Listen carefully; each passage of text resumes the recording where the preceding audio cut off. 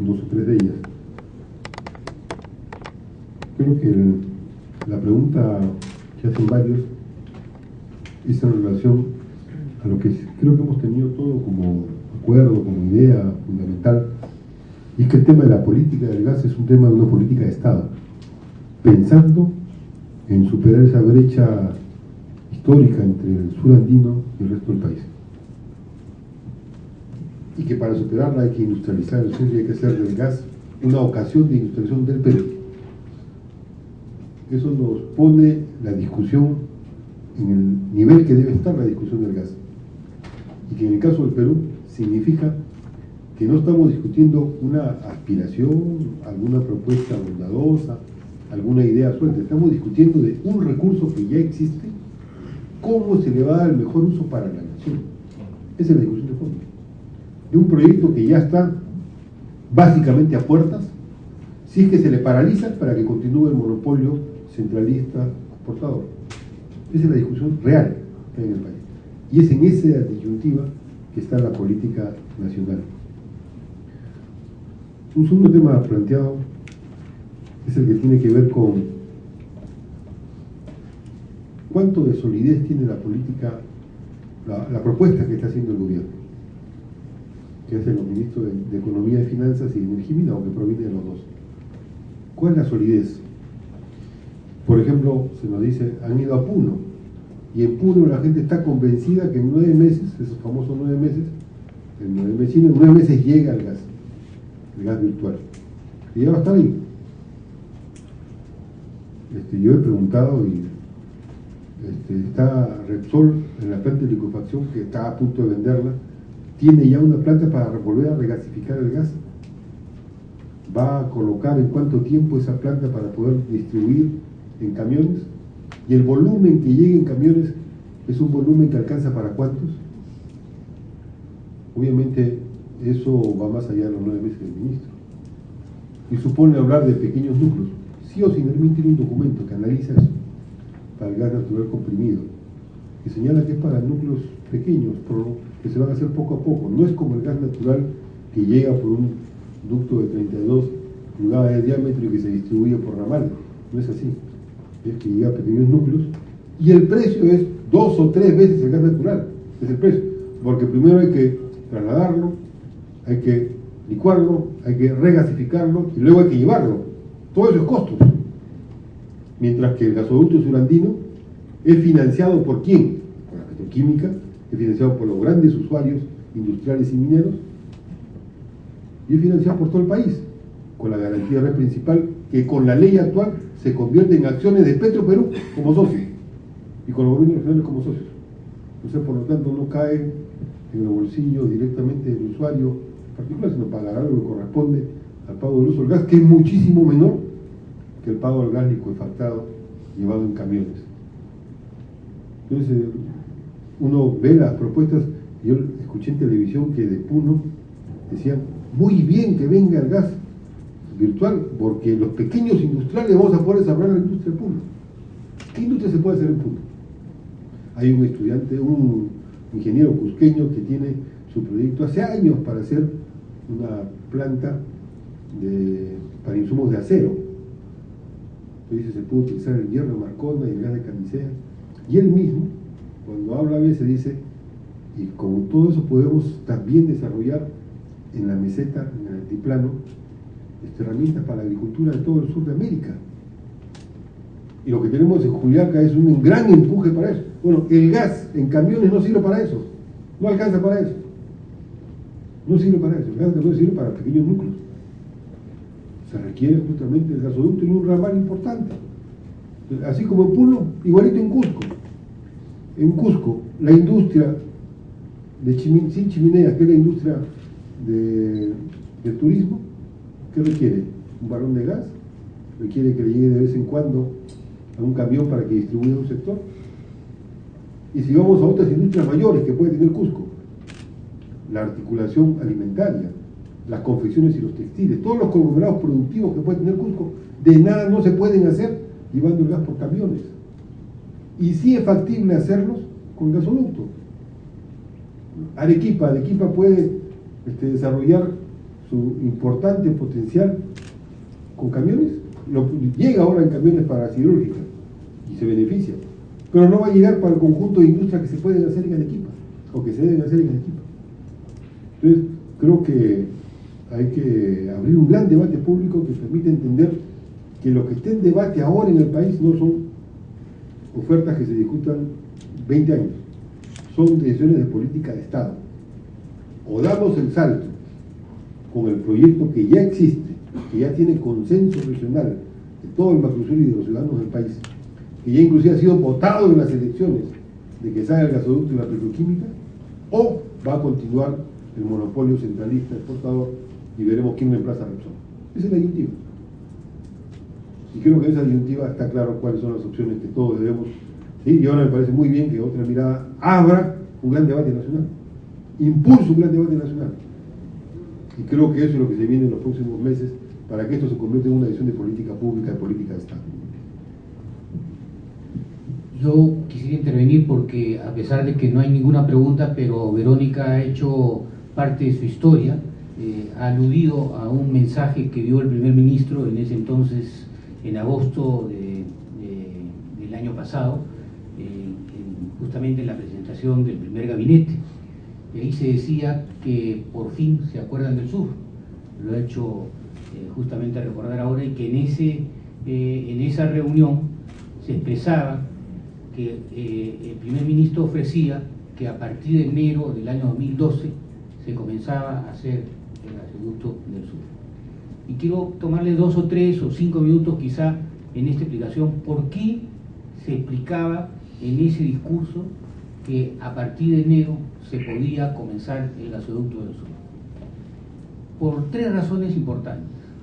Una que mencioné al comienzo son los 2.5 TCFs, que fue campaña del presidente Ollanta Humala de que se debía devolver para ser usada para el gasoducto del sur.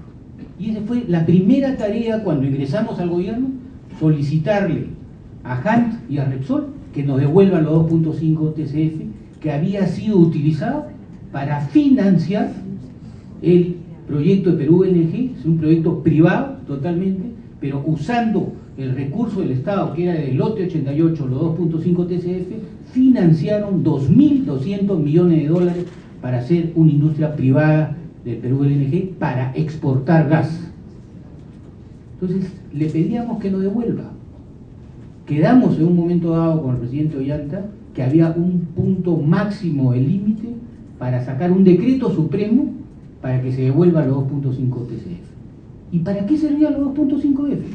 Como ya lo dijo Manuel, creo que también Verónica misma lo dijo en un momento dado, para financiar nuestro gasoducto, para que Petroperú, como representante del recurso natural que era el gas, sea socio del gasoducto e intervenga con los 2.5 TCF para aportarlos, para poder financiar más el 1 TCF que el gobierno del presidente Alan García también designó del lote 88 para el gasoducto del sur.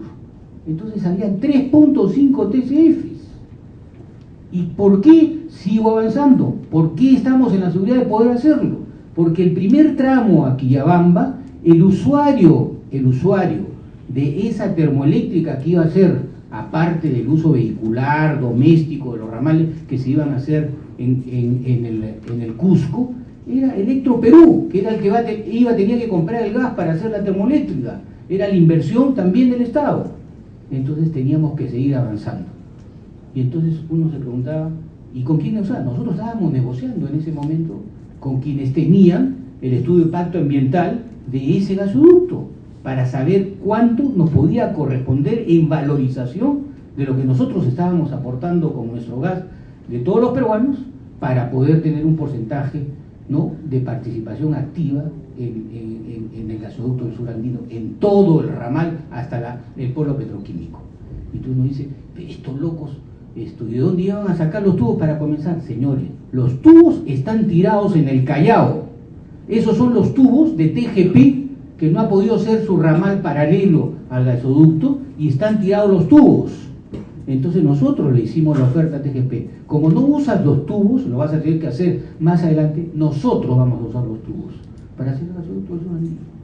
Entonces quiero explicarles a ustedes cosas que no se han explicado, que no se han dicho, ¿no? Que esa no era una locura del gobierno del presidente Ollanta Humala, era una realidad, hacer a partir de enero el gasoducto del sur andino, con los 3.5 TCF, con la posibilidad de ir a financiar a través de la banca comercial o la banca extranjera, tomando una participación importante en el gasoducto, en todo el ramal hasta el polo petroquímico Petroperú, como empresa del Estado representante de los recursos naturales, y en sociedad privada con inversionistas extranjeros que querían invertir y que tenían los estudios de impacto ambiental desde hace muchos años que lo habían trabajado. Esa era la realidad. Por eso que se podía hacer gasoducto del sur andino. Entonces, para que sea claro, que no fuimos a mentir al Congreso de la República. Era una cosa consciente, conversada, aprobada en Consejo de Ministros, y además quiero aquí recalcar lo que dice Carlos, que es muy importante, que parece que nos estamos olvidando la historia. Ese gasoducto es parte de una integración de UNASUR, es parte de una integración importante geopolítica para el país, porque la salida justamente de Bolivia es el gasoducto del sur, es la seguridad que si nosotros queremos tener una planta de un polo petroquímico en donde se pueden 10 o 15 o 20 TCFs poder hacer, Bolivia va a tener la capacidad de hacer maquila en algo que nos pertenece a nosotros con los privados y poder sacar también sus productos, porque no, esa es parte de la integración de UNASUR, es parte de la integración geopolítica del Perú. Y si mañana pensamos que nos va a sobrar gas, pues no exportaremos gas, no estaría muy de acuerdo con Manuel, pero haríamos que ese gas se convierta en electricidad y venderlo también al sur de Chile, al norte de Chile, en todo caso, sur del Perú, venderle electricidad. Eso es desarrollo, ese es valor agregado. Eso es creer que el Perú tiene potencialidades. Pero lo que se ha hecho ahora con este proyecto de ley y cómo y en la forma como se defiende, creo que hay algunos peruanos que se burlan de otros peruanos. Y creo que esa es un poco la tarea de todos nosotros, es un poco desmascarar a quienes creen que se siguen burlando de la mayoría de los peruanos, ¿no? Eso es lo que yo quería intervenir como un comentario a este panel y le dejo a Verónica que continúe con esto.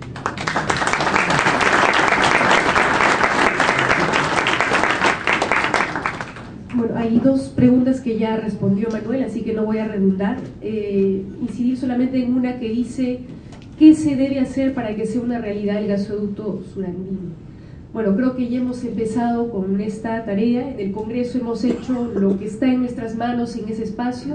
Se presentó una moción de interpelación al ministro de Energía y Minas con preguntas muy puntuales para que sustentara con documentación técnica, de manera también económica, financiera, lo que estaba diciendo, porque como se ha dicho acá, dice una cosa, dice otra, y a quien quiere, digamos, dice lo que se le ocurre para contentar a quien le pregunta qué es del aprovisionamiento del gas. Se presentó también un pedido a la Comisión de Energía y Minas para que de la misma forma respondiera punto por punto con sustento técnico, económico y financiero a diversas inquietudes. Se presentó también una moción de orden del día para que el gobierno respondiera cuál va a ser su política tributaria respecto a la venta de activos de Repsol. Y se ha logrado, como dije, hay que reconocer también nuestras pequeñas victorias, se ha logrado detener, frenar lo que se pretendía hacer, que esos proyectos de ley se aprobaran de manera intempestiva, sin que hubiera mayor debate, y ahora tenemos oportunidad de ampliar esta discusión a toda la Macrosur en particular, para empezar, pero también a lo largo y ancho del país, con foros ciudadanos amplios, abiertos, donde se discuta ampliamente este tema y se discuta ampliamente cuál es la perspectiva de desarrollo de cada una de nuestras regiones con este gasoducto surandino, pero también y sobre todo cuál es la perspectiva de integración regional de la Macrosur, y que no nos distraigan por eso con estas ofertas que viene haciendo el ministro de Energía y Minas a una región y a otra, tratando de desarticularnos y de cortar la posibilidad de que se discuta esto de manera integral y articulada. Y hay que decirlo también, hay que plantear el tema, aunque se haya jugado desde cierto sector pues con artimañas baratas como tildar a aquellos que estamos planteando esta discusión de lobistas de determinadas empresas o determinados concesionarios, tratando pues de asustarnos, entre comillas, para que nos quedemos callados. Entonces creo que estamos empezando con esta tarea para lograr que se haga realidad este gasoducto surandino, y un espacio como este ojalá pues sea el inicio de una discusión amplia a nivel nacional que nos permita recuperar esta bandera y garantizar que este proyecto se haga realidad. Gracias.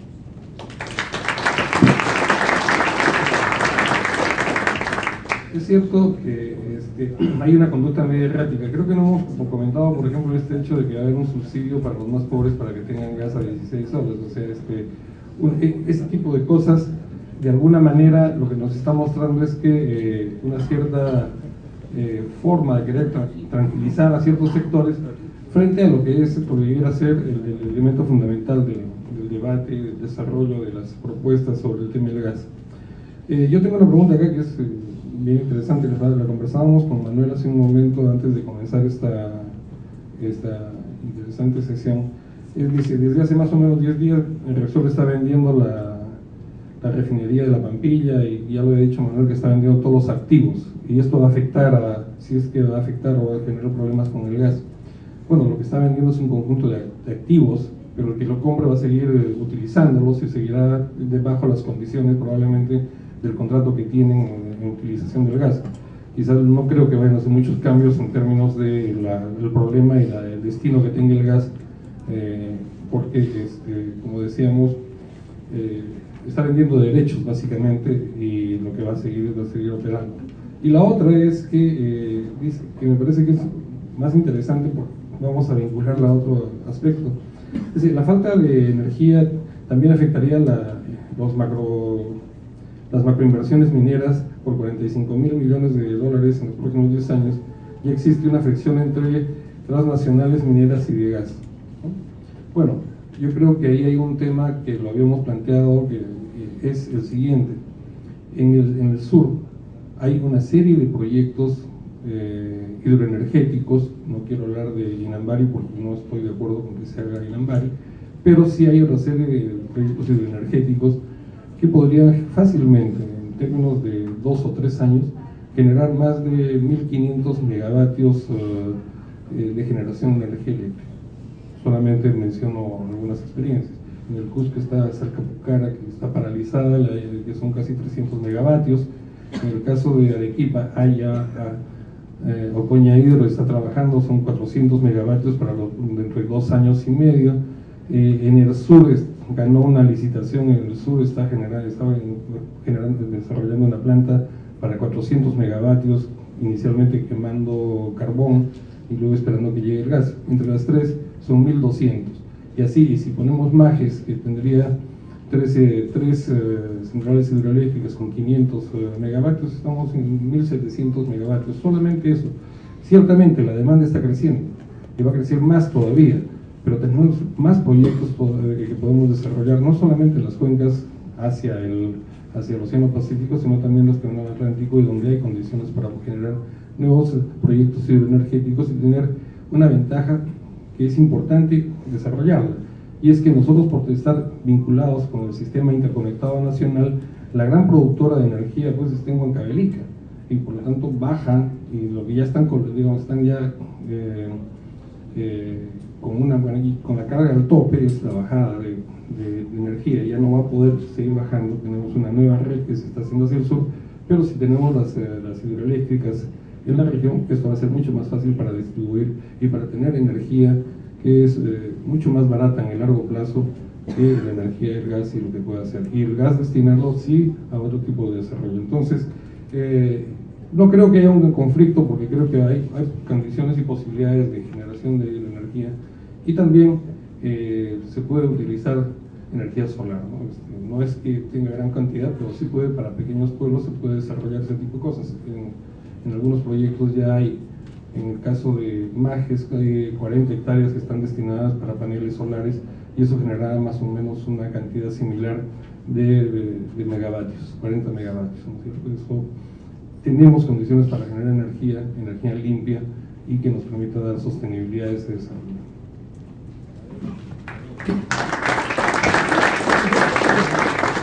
En nombre de Otra Mirada agradecemos la intervención de Manuel Dammer, de Alfredo Barnechea, Verónica Mendoza y Carlos Leighton, y al público asistente los invitamos ahora a un vino de honor en las afueras.